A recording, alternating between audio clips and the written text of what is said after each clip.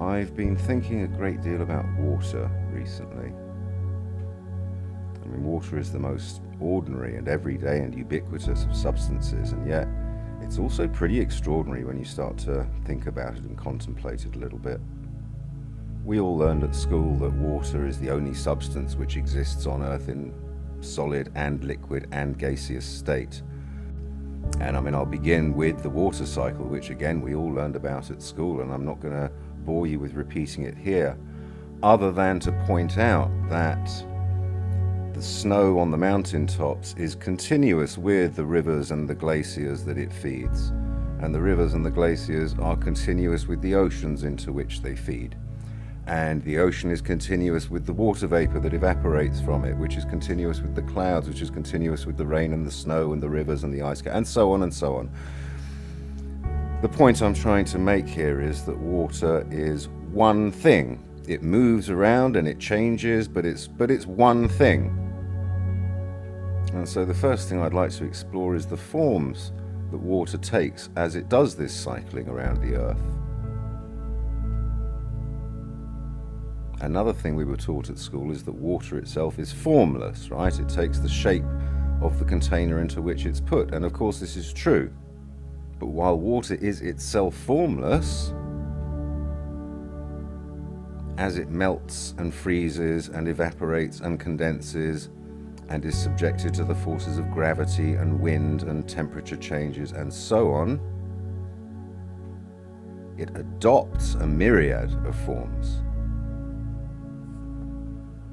Waves and whirlpools in oceans, clouds and mist, rapids and waterfalls, foam and maelstroms, rain and snow, glaciers and ice caps. The list goes on and on and on. But it's important to note that all of these forms are temporary, in motion,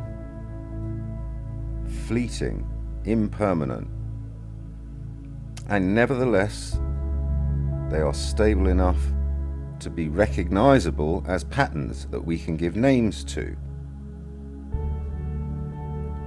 But one of the consequences of giving names to things is to think of them as things. In everyday parlance and in everyday thinking, we say a raindrop is a thing, we say a snowflake is a thing, we say a whirlpool is a thing, or a waterfall is a thing. But the most rudimentary examination reveals that all of these things are in fact processes. They come into being and they disappear again. They coalesce and they dissolve. And so a paradox emerges here, that water is simultaneously snowflakes and ice caps and clouds and waterfalls and foam and whirlpools and maelstroms, but it is also none of those things. It has the ability within it to manifest as these things in the appropriate conditions, but it is not any of these things. Another important thing to point out is that the water itself, even though it has cycled through these things a million times, it's been a snowflake, it's been a waterfall, it's been a maelstrom, the water is unchanged by this. The same water that exists on Earth now has existed on Earth for billions of years. The amount of water, the total amount of water on Earth doesn't really change. It just goes around and around and around and around and around. And so even though it goes through all of these changes and it picks up dirt and mud and chemicals and algae and sewage, the water itself is never truly sullied. Sooner or later it emerges again as its pure, clean, pristine self.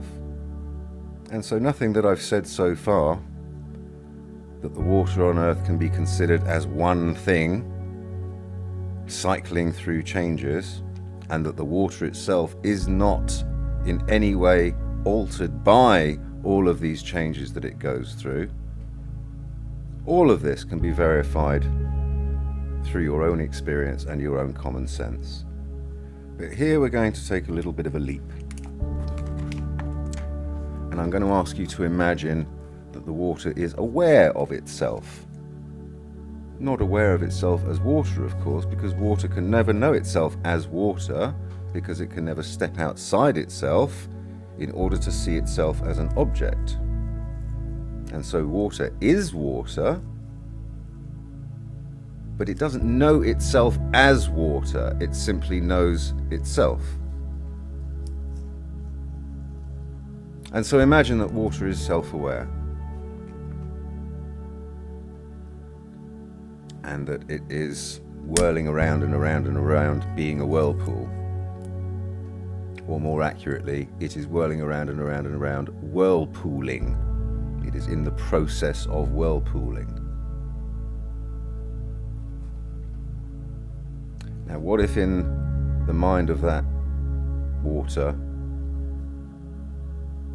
it starts to think of itself as a whirlpool? It gives a name to this process of whirlpooling and says, "Oh, I'm a whirlpool."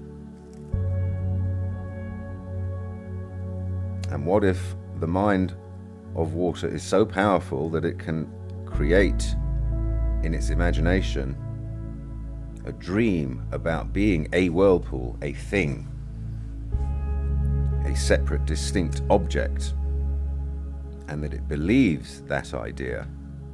And so now it looks around itself and it sees other whirlpools. And because it sees itself as a separate and distinct and individual thing, it sees these other whirlpools as separate and distinct and individual things. It doesn't see them as water whirlpooling, it sees them as whirlpools. And it starts to compare itself to these other whirlpools. That whirlpool is deeper than I am. That whirlpool is more circular than I am. That whirlpool doesn't wobble as much as I do. I need to work on myself in order to become a better whirlpool. Or the whirlpool looks around and sees that another whirlpool stops whirling altogether and disappears, and starts to fear that one day that's going to happen to me. Whirlpools come and go, which means I'm going to go, and that frightens me. I don't like it.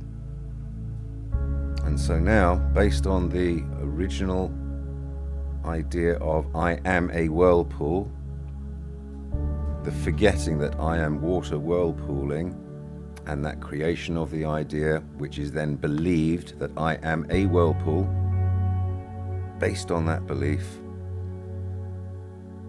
the mind creates a whole world of whirlpools, and of all the terrible things that can happen to whirlpools, and of all the wonderful things that can happen to whirlpools.